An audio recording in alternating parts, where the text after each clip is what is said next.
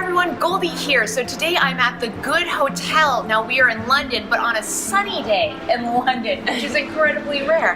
And I am with Janaina Mattos, who handles Head of Talent and Culture here at the Good Hotel.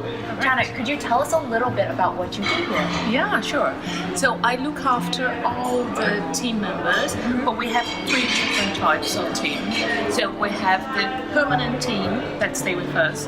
We have the ones that come and go every 4 months because we have a special training program done for them. And we have the interns that come and stay with us between probably 6 to 8 months, depending how long. Great. And tell us a little bit about the training program, because I know that you're very proud of that, and a lot of great success stories have come out of that. So actually, it's quite unique to Good Hotel. So what we do is we have a partnership with our council, and they provide us or put us in contact with unemployed people from the area. And what they do, they come to us and they stay with us for 4 months. During those 4 months, they are trained how to actually behave from hospitality business, how to work from hospitality business, what it involves and all that. The last thing that happens is we put them in touch with other partners in hospitality, restaurants and hotels as well.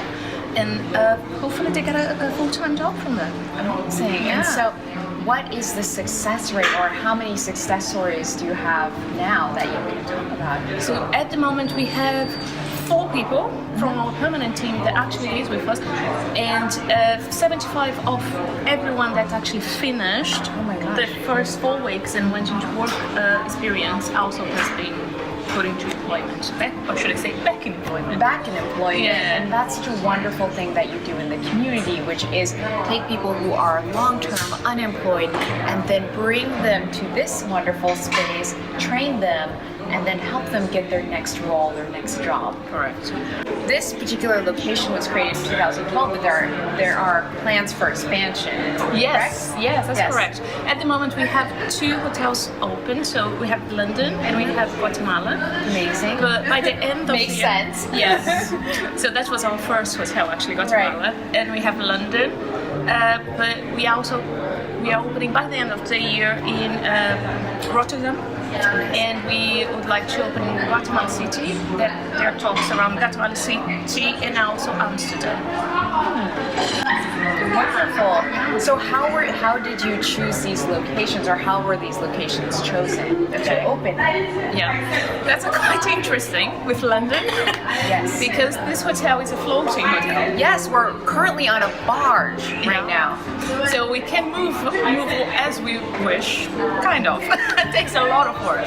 But yeah, so it was first in Amsterdam for a year as a pop-up hotel. And then they floated over here and has been here since December 2016, so just over 2 years now. And originally meant to go to Brazil for the World Cup and then the Olympic Games. Yes. That didn't quite work out. So that's when we went up in London.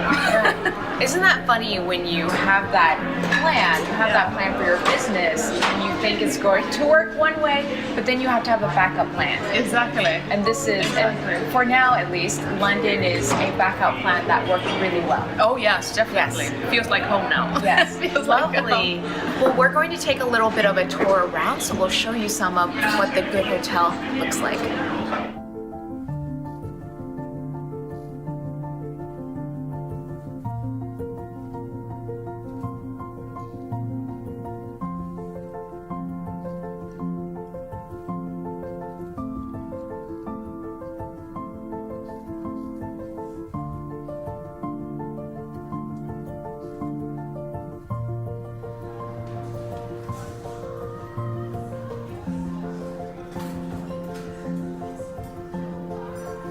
So now I'm here with Maria O'Connor, who is the head of storytelling here at the Good Hotel. Tell us the story of the Good Hotel.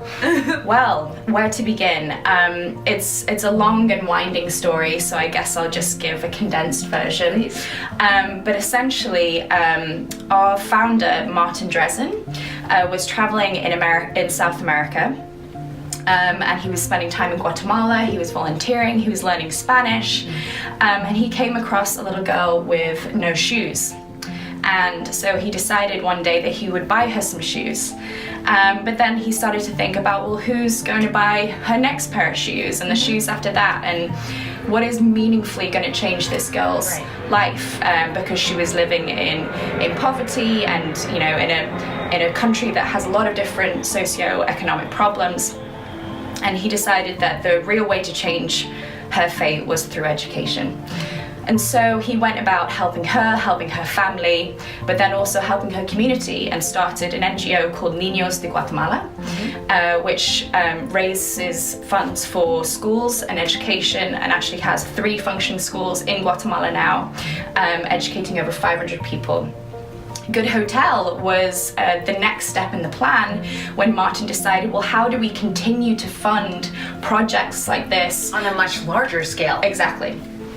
So instead of constantly looking for funding, which is obviously a classic NGO or charity way of getting support, what about if we created a business that its reason for being is to fund projects like Niños de Guatemala and other projects which are focused on education and skills?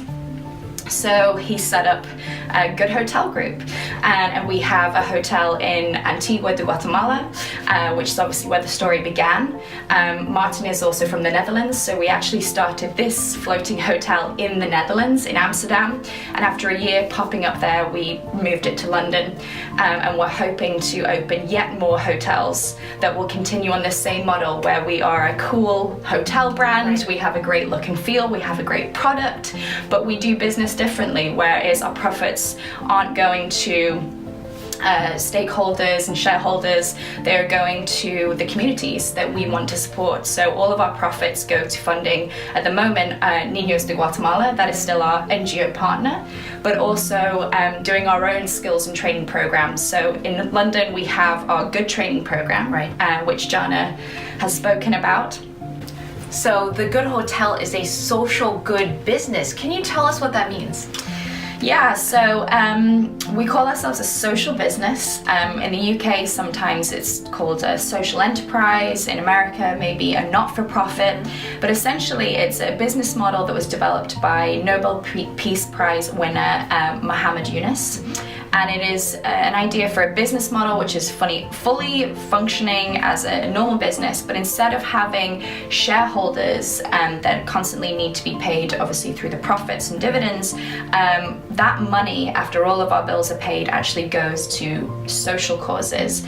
For us, at the heart of our business is people and training and skills. So our social business outputs are through funding our Good Training program, and also through diverting a huge portion of our project profits to Niños de Guatemala, which is building skills in the home of our story. Amazing, amazing. Thank you.